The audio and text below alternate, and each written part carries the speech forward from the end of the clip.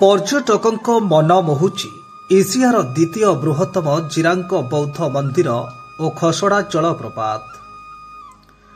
घंच पहाड़ पर्वत ता मध्य प्रकृति राणी सते जेमिति सजई होई रही।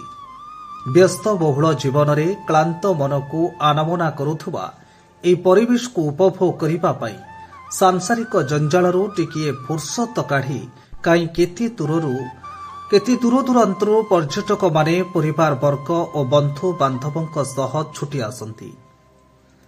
आमे कहूछु गजपति जिला मोहना ब्लॉक ठारे थिबा एशिया महादेशर द्वितीय बृहत्तम बौद्ध मंदिर और निकटरे बही जाउथिबा खसड़ा जलप्रपातर कथा।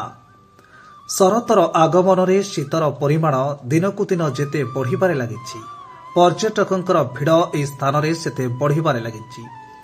जिरांग मंदिर में बौद्ध धर्मर सन्यासी माने बसवास करती और ये बौद्धंकर सुउच्च मूर्ति रही। पर्यटक माने राज्य तथा राज्य बाहर आसी एही शांतमय स्थान में मजा नहीं थांती।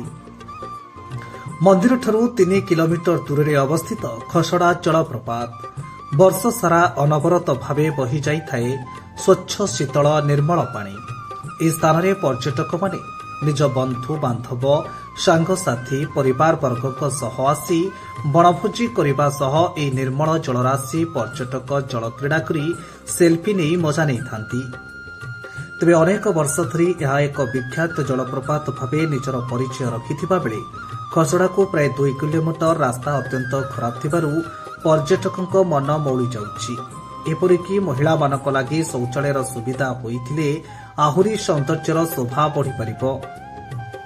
गजपति जिलूर मनोज कुमार पाढ़ी रिपोर्ट, ओडिशा न्यूज 5।